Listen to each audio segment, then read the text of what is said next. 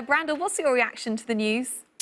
Well, it wasn't surprising that he shot 59 the first time out with those golf clubs. 59 is, well, it's a pretty common number for him. And I'll tell you, just a couple of years ago, I was practicing putting at a golf course not far away from Kapalua called McKenna, where a lot of the tour players go over prior to the Tournament of Champions to do their practice. And he was chipping sort of beside me. The day before, he had shot 59 with a number of my friends. So I said, 59, is that the first time you ever broke 60? And he went, that's the third time I've done it this year. So not that we need any more evidence of just how crazy good that Jon Rahm is, but I'll tell you, years past, decades ago, this would have made me a little bit nervous. I can think of a number of players, don't want to call many of them out, who at the height of their career made an equipment change for when you play everything out, really not that much money when you figure that you give half of it to the government, 20% to your manager, and the fact that they can make millions every single year if they're spot on with their equipment. But years past, I wouldn't say that the equipment companies were able to dial in all of the parameters and the specifics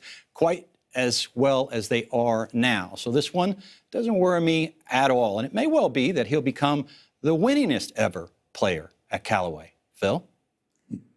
Potentially. Well, Phil might have something to say about that. But yes, look, I agree with you, Brandel. I think the equipment has come so far over the last couple of years. There is really not much difference. If he was going from a forged iron to a non-forged iron, that would certainly be a big deal to me. It's not. The one issue for me would be, and pay attention to this, is the ball. When you change irons, iron to iron, usually it's not that big a difference.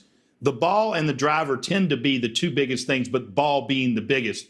And I do think the similarity between the balls nowadays is minuscule as well.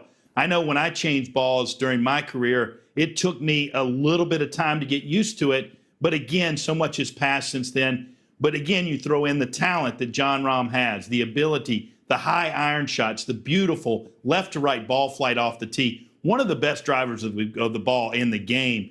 Really, pound for pound, carries the ball further than anybody with 116, 17 mile an hour clubhead speed. I don't think there's going to be much of a hiccup in him. I don't think this is going to be a Justin Rose who did it a couple of seasons ago and had tons of trouble with that equipment. I think that Jon Rahm will move on. The ball would be the one issue that he's got to make the quickest adjustment, and he's got 59 reasons that maybe that ball doesn't affect him that much. I do like that Jon addressed an issue that's a weakness. It's a kind of under the radar weakness, but he is so complete, and yet he is not tremendous in the scoring area around 150 yards, 160 yards. And that's a missing piece that he's going to address, and he's certainly got every gift possible physically to do that, no problem. I think the mental challenge will be the next goal that he has, which is winning the major. And Jon is incredible, physically incredible when he puts his mind to things and gets on a roll. Sometimes under adversity, he's not great.